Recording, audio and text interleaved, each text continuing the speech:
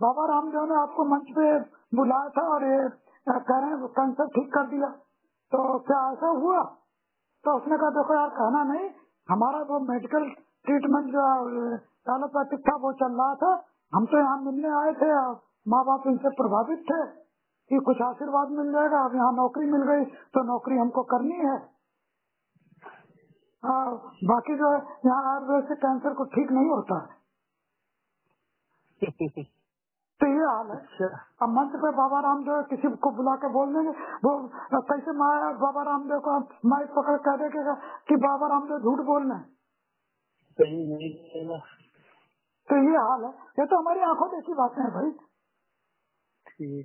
और भिक्षु का मैं नाम नहीं लूंगा, उनके यहाँ भी मैंने देखा, जो लोग आते हैं कहते हैं उनके ऊपर देवी आ गई और फलाने संत भंते ने जो है उसको देवी उतार दी। वो भी ड्रामा मैंने खूब देखा। मैं तो घाट घाट का पानी पीने के बाद ये सुप्रीम कोर्ट में आया। तो कहने का अर्थ यही है कि अभी तो आप हमारे वीडियो देख के पहले कुछ खुद समझो, अगर कोई प्रश्न हो तो पूछो, फिर लोगों को दिखाओ, लोगों के फिर प्रश्न होंगे उनको सॉल्व करेंगे।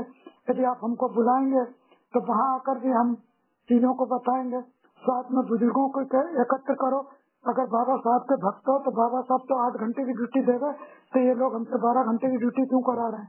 दूसरा, बाबा साहब का जो मिशन है वो आर्थिक समानता का मिशन है। तो आर्थिक समानता में तो यही है कि मूल वेतन सबका समान हो, चाहे प्राइवेट सेक्टर हो चाहे सरकारी सेक्टर हो। चपरासी और प्रधानमंत्री का मूल वेतन समान, योग्यता भत्ता ज्यादा है उनको अलग से दे दो, इसकी योग्यता कम है किसानी करता है इसको कम दे दो, ठीक है। और अगर प्रधानमंत्री को विदेश जाना उसे भैया फ्री हवाई सेवा दे दो, वो खेत से भी जाता है उसको साइकिल दे दो, ठीक है। इतना अंतर तो चलेगा। लेकिन ये कैसे है कि जो है प्रधानमंत्री का बेटा लंदन में पढ़ेगा और यहाँ का बेटा जो है वो सरकारी स्कूल ही बंद करा रहे हो, तो बंद हो रहे हैं, है ना। तो सरकारी सबके बच्चे या तो सरकारी में पढ़ेंगे, सबके प्राइवेट में पढ़ेंगे, है ना। शिक्षा समान होनी चाहिए। वैकल्पिक शिक्षा जो है सबकी अपनी अलग अलग होगी, अपनी इच्छा से होगी। जो समान शिक्षा तो सबकी समान होगी और समान जो शिक्षा संस्थान होंगे। तो इन सबकी बात हमारे जो बड़े बुजुर्ग हैं जिनके पास और काम नहीं है, जो घर में बैठ के बहुओं को तकते रहते हैं, उनको आगे आना पड़ेगा। उनके खाने पीने की व्यवस्था करो। जहाँ धरना प्रदर्शन करते हैं वहाँ सुबह शाम खाना पहुँचाओ, धरना प्रदर्शन में बैठे रहें। कोई कहे कहाँ से आए हो, तो भैया हमारे लड़के का मामला है, हम तो अपने लड़के के लिए संघर्ष कर रहे हैं। बाप का हक है अपने बेटे के लिए संघर्ष करे। बाप जब ये लखपति करोड़पति सारी पूंजी कमा के अपने बाप के लिए दे जाते हैं, तो हमारे बाप जो है अपने बेटे के लिए संघर्ष के लिए सड़क पर नहीं आ सकते क्या? बिल्कुल आ सकते। ये जो लाला जो कमाते हैं, हमारे लोगों का खून चूसते हैं, वो किसके लिए? अपनी अगली पीढ़ी के लिए तो करते हैं। बिल्कुल। और हमारे बेटी को जो है घर में बैठ के बहुओं को तकेंगे, ये अपने युवा पीढ़ी के लिए क्या कर रहे हैं?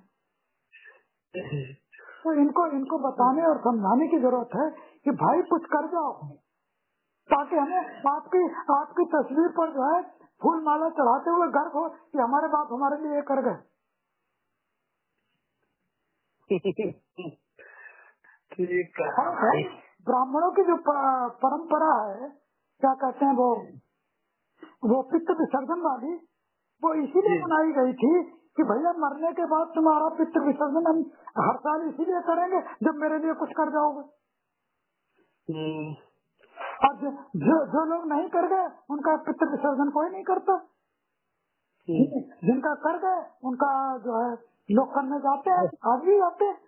मानते हैं कि हमारे यही दिन जो है मैं अपने बुजुर्गों को याद करना, जो अब जैसे अपने दलितों में होता ही नहीं है पितृ विसर्जन, क्योंकि जो बड़े बुजुर्ग को छोड़ ही नहीं जाते हैं। जो धनाढ्य हैं, पैसे वाले हैं, पंडित हैं, वो पितृ विसर्जन करते हैं, क्योंकि उनके बड़े बुजुर्ग उनके लिए छोड़ गए, उनकी बदौलत वो खा कमा रहे हैं। तो उनका तो उत्तरदायित्व बनता है कि वो पितृ विसर्जन करें, तो वो करते हैं।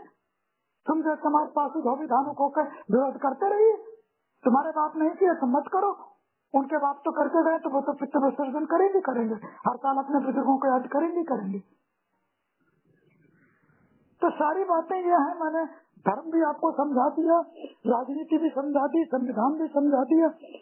यही बातें जब आप बुलाएंगे तो हम फिर इन्हीं बातों को इसी भाषा में कहेंगे, क्योंकि कई बार बड़े बुजुर्ग इतनी कठोर भाषा को स्वीकार नहीं कर पाते, इसलिए पहले उनके मानस को तैयार कर देना है कि भैया वकील साहब जो है वो खरी खरी कहने वाले हैं। उनका मानस पहले से तैयार होगा तब वो सुनेंगे, और मानस अगर पहले से तैयार नहीं होगा तो वो तुरंत जो है तम्बाकू निकालेंगे और फेंकना शुरू कर देंगे, और जहाँ तम्बाकू मुंह में गई तो फिर दिमाग में कुछ नहीं आता। तम्बाकू दारू बनाई इसीलिए गई ताकि ये